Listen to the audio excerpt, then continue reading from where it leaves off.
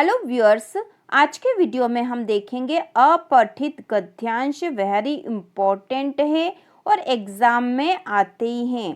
तो अपठित गद्यांश यह कक्षा 9वीं 10वीं 11वीं 12वीं सभी के लिए महत्वपूर्ण है और विशेष रूप से कक्षा 10वीं के लिए है। कक्षा 10वीं के एग्जाम में अपठित गद्यांश 3 नंबर के पूछे जाएंगे। ठीक है, 3 नंबर के अपठित गद्यांश आएंगे और वेरी इंपॉर्टेंट अपठित गद्यांश हम देख रहे हैं। तो शुरू करते हैं। यहाँ प्रश्न होगा, निम्नलिखित अपठित गद्यांशों को पढ़कर नीचे लिखे प्रश्नों के उत्तर लिखिए। तो इसका जो पहला अपठित गद्यांश है वह है, मानव का अकारण ही मानव के प्रति अनुदार हो उठना न केवल मानवता के लिए लज्जाजनक है वरन अनुचित भी है। वस्तुतः यथार्थ मनुष्य वही है जो मानवता का आदर करना जानता है, कर सकता है। केवल इसलिए कि कोई मनुष्य बुद्धिहीन है अथवा दरिद्र है, वह घृणा का तो दूर उपेक्षा का भी पात्र नहीं होना चाहिए। मानव तो इसलिए सम्मान के योग्य है कि वह मानव है, भगवान की सर्वश्रेष्ठ रचना है। तो यहाँ पे अपठित गद्यांश है और अपठित गद्यांश को हल करने के लिए सबसे पहले हमें उसे 1 या 2 बार पढ़ लेना चाहिए।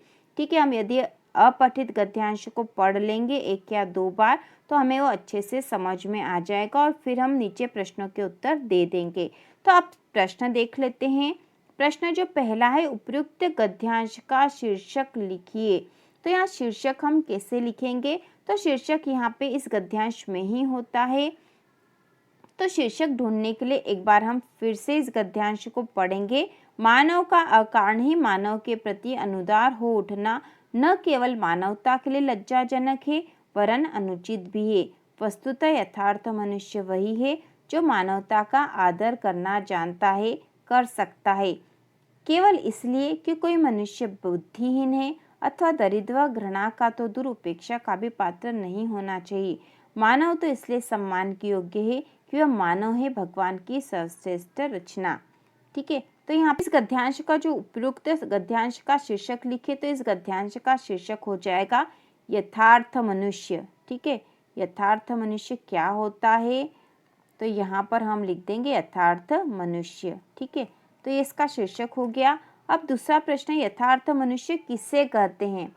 तो यहाँ पे इसका उत्तर यही लिखा है, यथार्थ मनुष्य वही है जो मानवता का आदर करना जानता है, कर सकता। तो ये इसका उत्तर हो जाएगा, यथार्थ मनुष्य किसे कहते हैं। इसके बाद तीसरा है, उपयुक्त गद्य का सारांश लिखिए। तो इसका सारांश हमें जितना यहाँ गद्यांश दे रखा है इससे छोटे में लिखना है। ठीक है, इससे छोटे में लिखना है और यह भी हमें पता होना चाहिए कि शीर्षक और सारांश में अंतर होता है। शीर्षक जैसे किसी पाठ का शीर्षक पाठ का नाम होता है, उसी प्रकार हमें गद्यांश का शीर्षक लिखना होता है। शीर्षक 1 या 2 शब्दों में ही लिखा जाता है, जबकि सारांश जितना गद्यांश दे रखा है उसका तीसरा भाग या उससे छोटा हमें सारांश लिखना होता है। तो इस गद्यांश का हम सारांश क्या लिख सकते हैं? तो यहाँ पे हम लिखेंगे,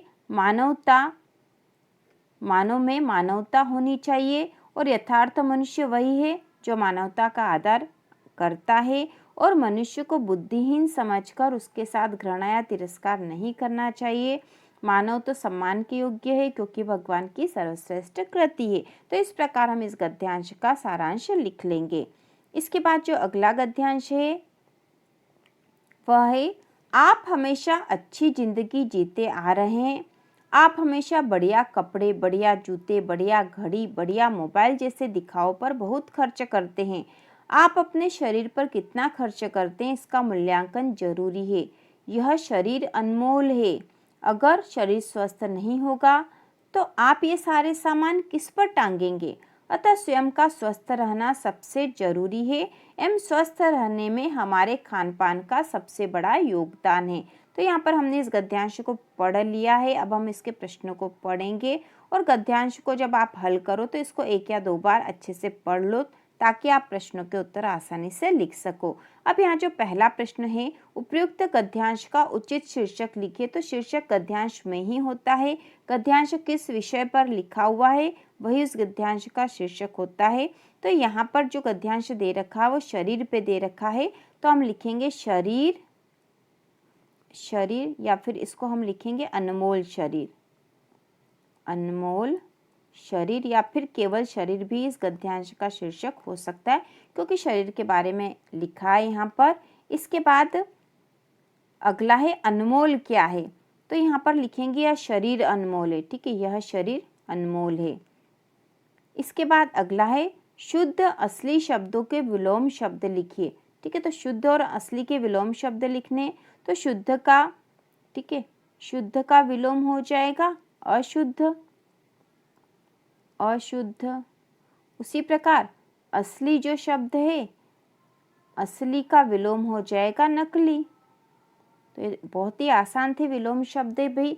गद्यांश का शीर्षक भी आसान है और प्रश्न भी बहुत आसान है इस गद्यांश का। इसके बाद जो अगला तीसरा प्रश्न है उसे हम देखेंगे। तीसरा जो अपठित गद्यांश है उसे पढ़ लेते हैं। तो यह है आदर्श व्यक्ति कर्मशीलता में ही अपने जीवन की सफलता समझता है। जीवन का प्रत्येक क्षण वह कर्म में लगाता है।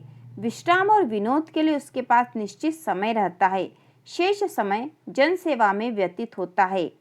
हाथ पर हाथ धरकर बैठने को वह मृत्यु के समान समझता है। काम करने की उसमें लगन होती है, उत्साह होता है। विपत्तियों में भी वह अपने चरित्र का सच्चा परिचय देता है। धैर्य की कुदाली से वह बड़े बड़े संकट पर्वतों को ढहा देता है। उसकी कार्यकुशलता देखकर लोग दांतों तले उंगली दबाते हैं। संतोष उसका धन है। वह परिस्थितियों का दास नहीं, परिस्थितियां उसकी दासी है। तो यह अपठित गद्यांश है तीसरे नंबर का। तो इसके जो प्रश्न है वह देखेंगे अब हम।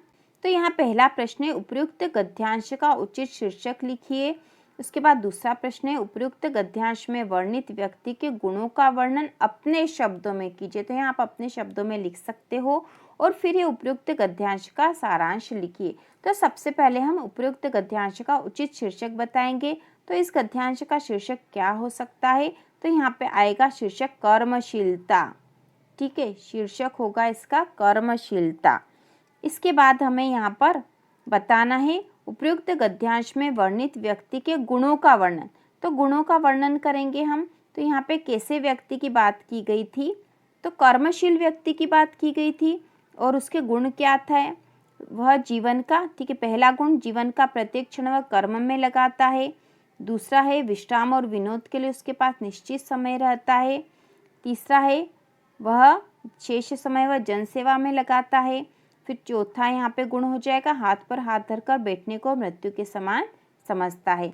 तो इस प्रकार से हम उसके गुण लिख सकते हैं, बहुत आसान है। इसके बाद जो तीसरा प्रश्न है उपयुक्त गद्यांश का सारांश लिखिए। तो सारांश हम अपने शब्दों में ही लिखेंगे और जितना गद्यांश दे रखा उससे छोटा सारांश आएगा। तो यहाँ पे सारांश हो जाएगा आदर्श व्यक्ति कर्मशील होता है और कर्मशीलता में ही जीवन की सफलता मानता है। वह प्रत्येक कार्य अपना कर्म निश्चित समय पर करता है। वह जनसेवा भी करता है और वह व्यर्थ नहीं बैठता है। काम करने की उसमें लगन और उत्साह होती है और वह कठिन समय में भी, संकट के समय में भी अपने कर्म और धैर्य से अपना परिचय देता है। संतोष उसका धन होता है और वह परिस्थितियों का दास नहीं है। तो इस प्रकार से हम यहाँ पर इसका सारांश लिख सकते हैं। 4 या 5 लाइनों में हम इसका सारांश लिख देंगे। इसके बाद चौथा अपठित गद्यांश है देश प्रेम में आत्मविस्तार का भाव निहित है। जिस भाव के अंतर्गत व्यक्ति परिवार और समाज की परिधि से भी आगे अपने देश के प्रति अपना लगाव अनुभव करने लगता है, उस भाव को देश प्रेम के अंतर्गत परिगणित किया जाता है। देश प्रेम में देश की रक्षा और देश के विकास को महत्व दिए जाने के साथ देश के प्रति पूज्य भाव का संचार भी सन्निहित होता है। जब तक व्यक्ति देश को अपना आराध्य नहीं बनाता, तब तक देश के प्रति समर्पण का भाव भी उसमें जागृत नहीं होता। तो यहाँ पे गद्यांश का उचित शीर्षक क्या होगा, तो गद्यांश का उचित शीर्षक हो जाएगा देश प्रेम, देश प्रेम। इसके बाद अगला प्रश्न यहाँ जो दे रखा है देश के प्रति समर्पण का भाव कब जागृत होता है, तो कब जागृत होता है, तो इसका उत्तर होगा जब तक व्यक्ति देश को अपना आराध्य नहीं बनाता तब तक देश के प्रति समर्पण का भाव भी उसमें जागृत नहीं होता। तो इसका उत्तर यहाँ पे तो हमसे पूछा है कि देश के प्रति समर्पण का भाव कब जागृत होता है और यहाँ पर जब तक नहीं ऐसा लिखा, तो हम इसका उत्तर लिखेंगे हमें तो कब जागृत होता है यह बताना है। तो यहाँ पे लिखेंगे जब ठीक है, जब व्यक्ति देश को अपना आराध्य बनाता है तब देश के प्रति समर्पण का भाव जागृत होता है। ठीक है, ये आंसर आएगा उसका। देश के प्रति समर्पण का भाव कब जागृत होता है? तो उत्तर होगा जब व्यक्ति देश को अपना आराध्य बनाता है तब देश के प्रति समर्पण का भाव जागृत होता है। ठीक है, इस प्रकार उत्तर आएगा। इसके बाद अगला जो है, उपयुक्त गद्यांश का सारांश लिखिए। तो सारांश आपको इससे छोटा लिखना है और ये हम लिखेंगे, देश प्रेम में आत्मविस्तार का भाव होता है और इस भाव से व्यक्ति, ठीक है, व्यक्ति परिवार और समाज से भी आगे देश के प्रति अपना लगाव अनुभव करता है। और व्यक्ति जब तक देश को अपना आराध्य नहीं बनाएगा तब तक वह देश के प्रति समर्पण की भावना भी उसमें जागृत नहीं होगी। ठीक है, इतना हम इसका सारांश लिख देंगे। इसके बाद एक और जो आखिरी अपठित गद्यांश है वह भी हम देख लेंगे। राष्ट्रीय भावना में शौर्य भाव का अपना विशिष्ट स्थान है। राष्ट्र गौरव का बखान और उसकी रक्षा का प्रबल भाव जिस कविता में व्यक्त होता है उस वीर भाव को शौर्य के अंतर्गत गिना जाता है। शौर्य का भाव आत्मगौरव से परिपूर्ण होता है। हिंदी कविता के सुदीर्घ इतिहास में इस भाव की प्रतिष्ठा प्राय सभी युगों में होती रही है। आदिकाल से आधुनिक युग तक किसी न किसी रूप में शौर्य और देश प्रेम का भाव जागृत रहता है। तो यहाँ पे गद्यांश का उचित शीर्षक तो आप समझ ही गए होंगे। उचित शीर्षक है शौर्य भाव। शौर्य भाव, क्योंकि इसी बारे में पूरे जो गद्यांश है उसमें कहा गया है। इसके बाद अगला प्रश्न, शौर्य भाव क्या है? तो इसका उत्तर होगा, राष्ट्र गौरव का बखान और उसकी रक्षा का प्रबल भाव जिस कविता में व्यक्त होता है उस वीर भाव को शौर्य भाव के अंतर्गत गिना जाता है। ठीक है, और अगला है उपयुक्त गद्यांश का सारांश लिखे। तो सारांश आपको अपने अनुसार लिखना है। राष्ट्रीय भावना में शौर्य भाव का अपना विशेष स्थान है और उस वीर भाव को शौर्य भाव कहा जाता है जिसमें राष्ट्र गौरव और उसकी रक्षा की भावना होती है और हिंदी कविता में वीर रस का महत्वपूर्ण स्थान रहा है। तो इस प्रकार पठित हमने देख ली है अपठित गद्यांश, और इसके बाद अपठित पद्यांश का भी वीडियो आएगा क्योंकि अपठित पद्यांश भी एग्जाम में आते हैं गद्यांश के अथवा में, और यह कक्षा 10वीं के लिए वेरी इम्पोर्टेंट है। और जो अपठित गद्यांश नंबर 1, 2 और 3 हमने देखा वो बहुत ज़्यादा इम्पोर्टेंट है। उन तीनों को तो आपको तैयार कर ही लेना चाहिए। तो इसी प्रकार के और वीडियो देखने के लिए कक्षा 10वीं की संपूर्ण तैयारी के लिए चैनल को सब्सक्राइब कीजिए।